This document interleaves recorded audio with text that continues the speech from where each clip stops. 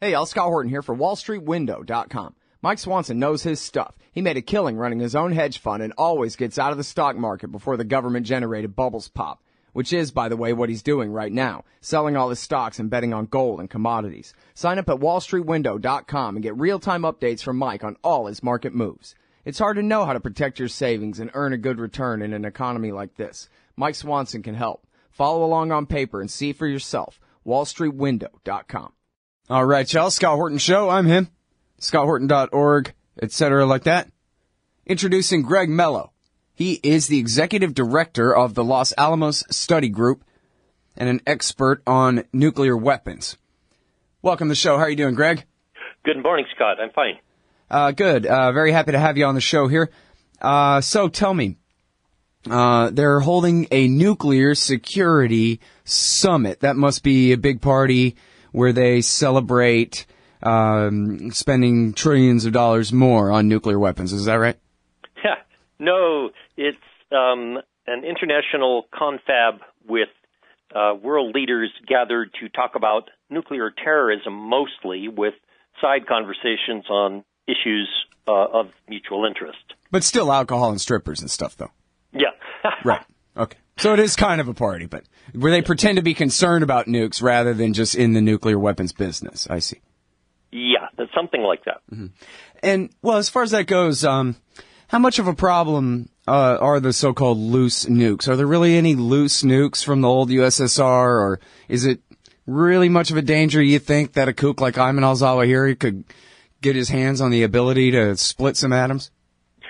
Well, I don't think there are any loose nuclear weapons.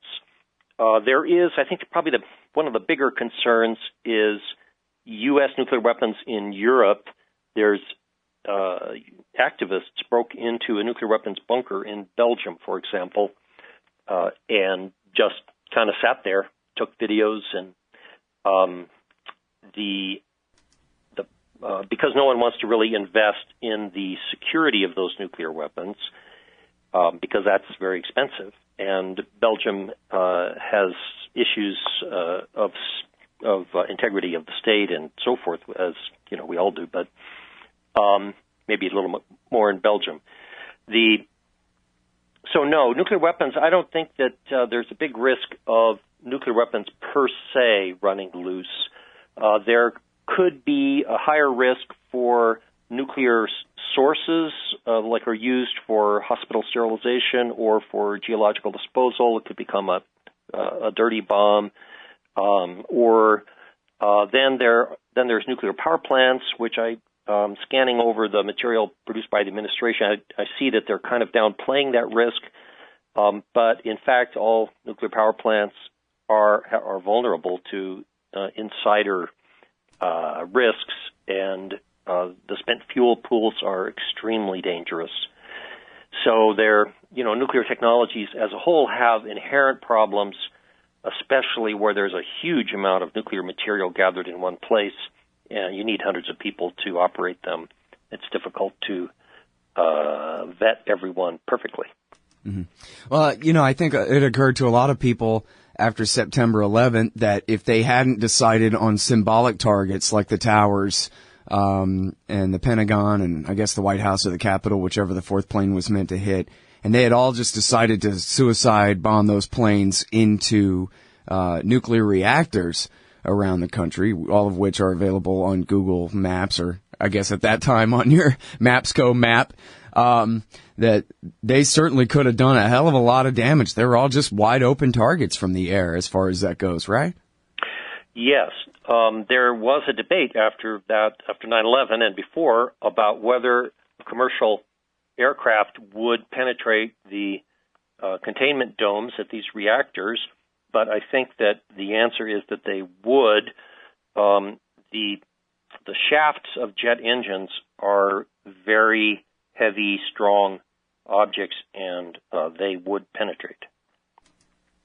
Well, and even the fuselage of the plane, even though it's, and I don't know how thick a concrete we're really talking about here, but even though it's aluminum, still aluminum pretty thick and going hundreds and hundreds of miles an hour, and not just a leading edge like a plane, but the fuselage keeps coming and coming and coming. So yes, that's you can right. see it do more and more damage, as it crashes, that kind of deal, instead of just squinching up like a cigarette butt or whatever. And we've learned, I think, if we didn't know before, from Fukushima, that loss of power, loss of control of various systems at the nuclear power plants can lead to catastrophic meltdowns. All right, now I'm no nuclear physicist, but I'm friends with one, and his expertise, Gordon Prather, his expertise was making H-bombs. And so this wasn't his area of expertise, but I've heard him muse to me before that it seems kind of a mystery that in the 2010s that we can't just go somehow from nuclear energy straight to electricity and skip the heat and the steam and all that at this point.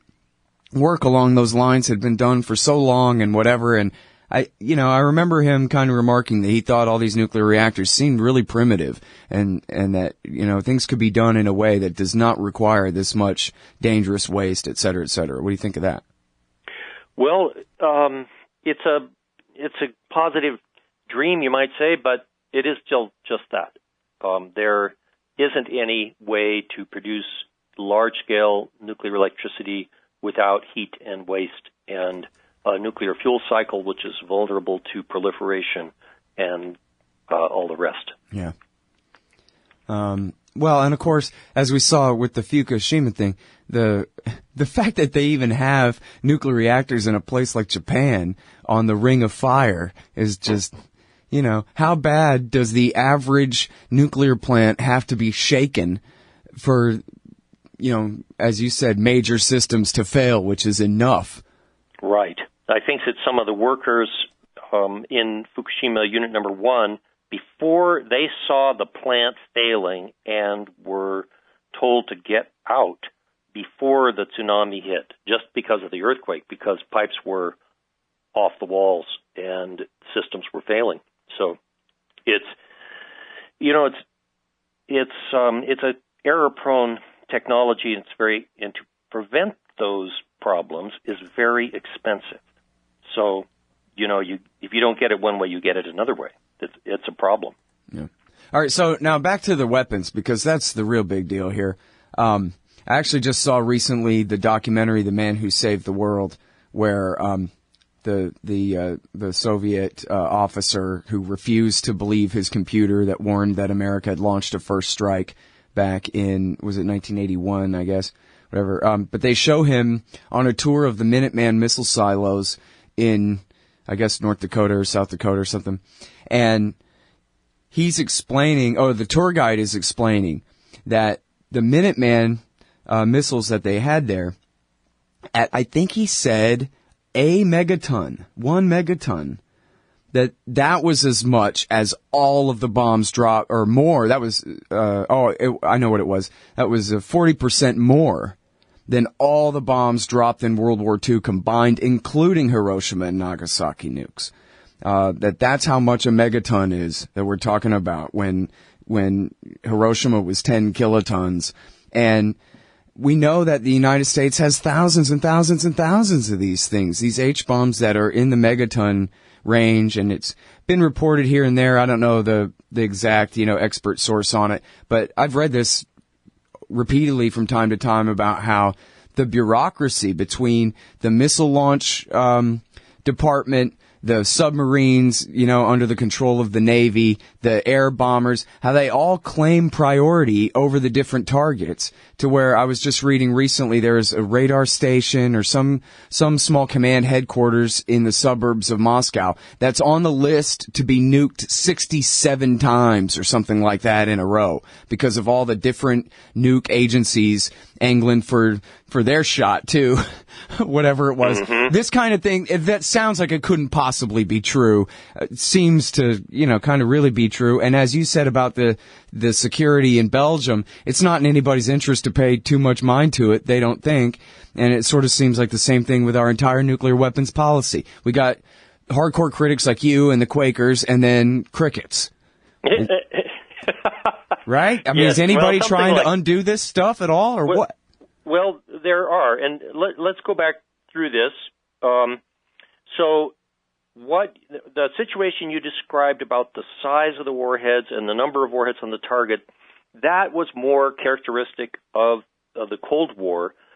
But if we were to divide that ICBM yield by, let's say, half or a third, it really doesn't change much. And take that 67 warheads on a target and divide that by something. It doesn't change that. We have thousands of nuclear weapons ready to launch. We have about 7,000 intact nuclear weapons in the stockpile and in a dismantlement queue, which is moving very slowly and which the administration does dip into and exchanges weapons back and forth. So the question of how real is that dismantlement queue is also with us. The Russians, about the same. So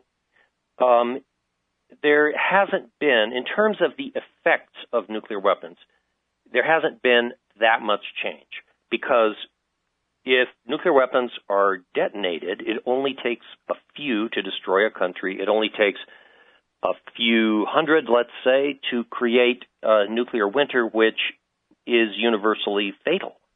So, I mean, we're way over the universally fatal threshold. Our war plans are basically all just suicidal. So, in terms of effects, nothing has changed. There are critics in the arms control community, very smart people who would like to trim the aggressiveness of the massive modernization plan that we have now in place. So, and I think that should be supported and mentioned.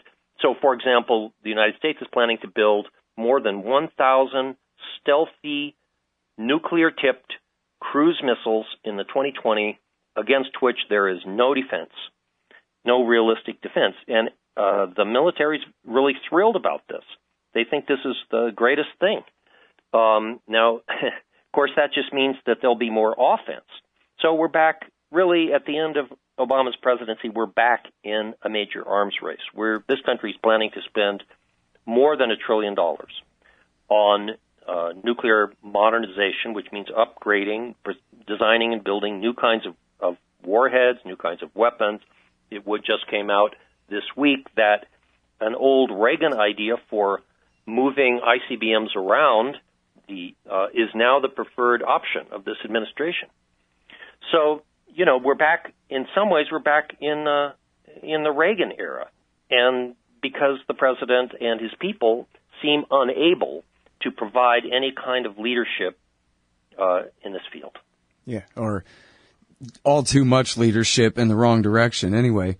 Yeah, there we go. And now, so here's the thing, too, though, about, and this is kind of confusing to me when something is so obvious to me that I just can't believe that this is the policy, and yet it's every day one way or the other, one subject or another. You put nuclear warheads on cruise missiles. That means anytime you launch a cruise missile at anyone, their military command is more likely than not to go ahead and bet that that missile, more likely than not, is a nuke. And then these same people are the same ones who just a couple of years ago, and maybe they're still following through with this, we're talking about, hey, I know, let's put conventional bombs on 3-stage intercontinental ballistic missiles, which, again, same thing again. You're just making it where, right. All we were doing was launching a 500-pound bomb to kill one family, and oops, we got Los Angeles nuked because right. Our adversaries thought we were coming at them with an H-bomb. This is a very important point you raised there, and it has been raised by former Secretary of Defense William Perry, who used to be a big cruise missile fan, Andrew Weber, who was a top official in the Pentagon under Obama until the neocons maneuvered to get him fired, and he was blocking this missile, and now he's not. So it's going forward, and this ambiguity is absolutely nuts. It is really nuts, and it shows the nuclear warfighting mentality, which has crept back into the Pentagon, into the Stratcom, and, of course, into the weapons laboratories where it probably never left, which is something that by the end of the Cold War, there was a reluctant admission that, we just can't fight a nuclear war. But now it's back. Absolutely crazy. And correct me if I'm wrong, but didn't I just read a quote from Ashton Carter, the Secretary of Defense, saying just that in completely unembarrassed terms that, with these dial-yield tactical nuclear weapons, it makes them much more usable. And it wasn't a warning. It was a sales pitch, I think. Yes, that's right. You did read that. I can't remember where, but I'm pretty sure you did read it. Jesus. I mean, yeah, it was just a couple of days ago, and I thought, well, he must be putting on his pretend gray beard for a second and he's warning us about what we're doing, right? No, apparently not. No. Because the theory is, the nutball theory, straight from Dr. Strangelove, is that for the deterrent to be credible, it has to be usable. So the more we talk about the usability of nuclear weapons and the practicality of conducting nuclear war, then the safer we are, right?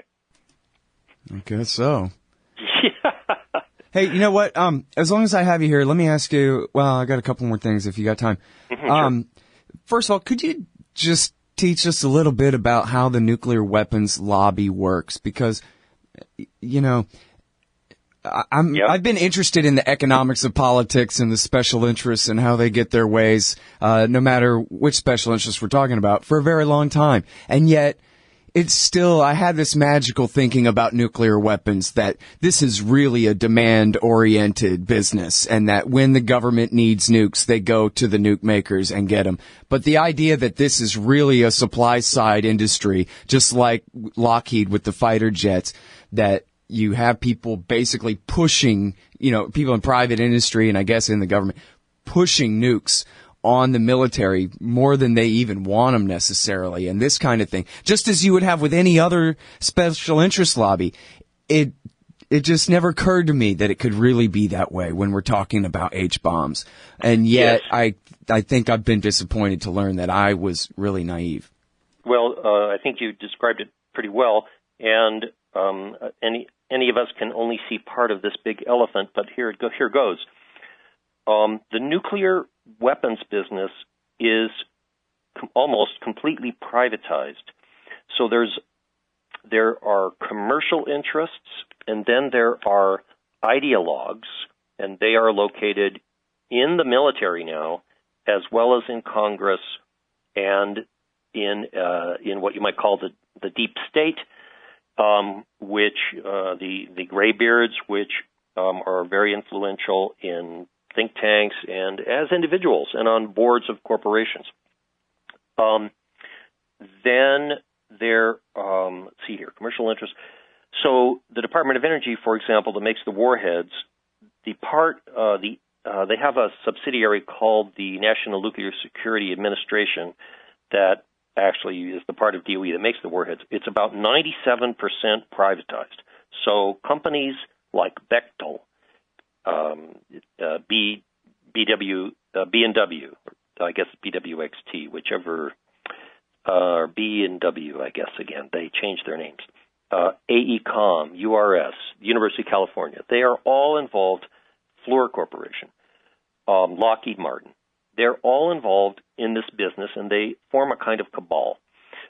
Another feature is that they put their staff people into place inside Congress and inside executive agencies. Sometimes they're on change of station assignment, so they're actually being paid by Bechtel, let's say, and they're making policy in the Department of Energy or in the Pentagon.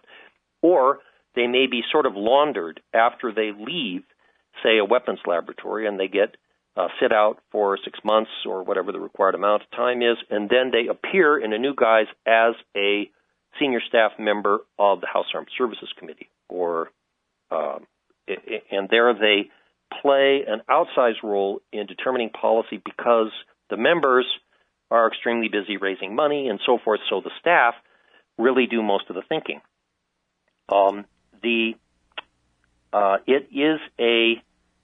It's an enterprise. It has its ideological and its economic and its political component. The political component is oriented around pork barrel politics. Our state in here in New Mexico is conceives of itself as a dependent, vassal state, which requires its senators to promote nuclear weapons at every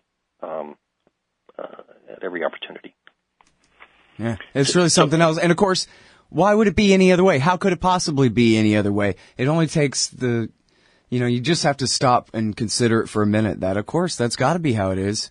Just the same as, the company with the contract to sell tube socks, to the Pentagon.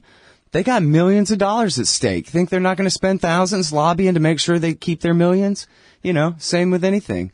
So, yep, same with the H-bombs. Makes perfect sense. As insane as it sounds. But now, so what about the nonproliferation treaty, which the Senate ratified and which says we promise to get rid of our nukes? Is that just completely a dead letter at this point? Well, yeah, it is, as that's you just described Article 6 of the treaty, which, yes, we did ratify, and it is part of the highest law of the land, and we don't pay any attention to it. We have to pay, I guess, in international gatherings, we have to make some kind of noise about our distant future ambitions to get rid of nuclear weapons, but it's all just smoke. Meanwhile, we're blocking every possible avenue that would lead to that. And, so the NPT has, the U.S. and other nuclear weapon states have created a lot of tension in the nonproliferation community by this type of hypocrisy, and we seem comfortable with a kind of nuclear apartheid world, and it's not comfortable to everybody, certainly not in the Middle East, because of Israel's nuclear arsenal especially, and it leads to some countries have decided that North Korea, for example, that they will be safer with nuclear weapons than without. So, no, it's not a stable situation. Yeah. Hey, it just came up in my last interview that Andrew Coburn had written this great piece for Harper's called Game On, and it was about how all the military-industrial complex types in D.C. were celebrating the advent of the new Cold War with Russia that Obama's helped gin up here. And I was just wondering if you hear talk like that in New Mexico, where people are really excited about the brave new future, where we get to, make even more weapons. Did you hear about the bad news about our relationship with Russia? Because I like stuff like that, the out of the mouths of babes kind of thing.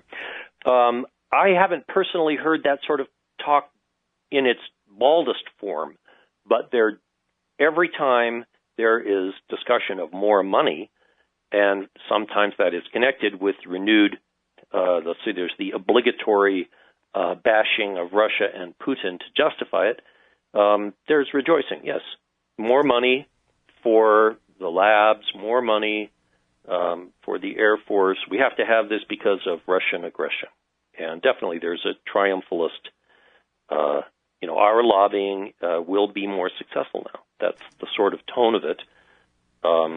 And it is extremely deplorable as much as it is completely false as far as the demonization goes. Right. Yeah. Well, that's the whole last interview there.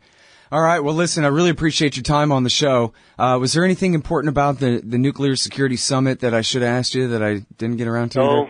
Oh gosh. Well, perhaps only this, that, that the U.S. government has its purposes in hosting the summit, and some of them are good, and some of them are hidden.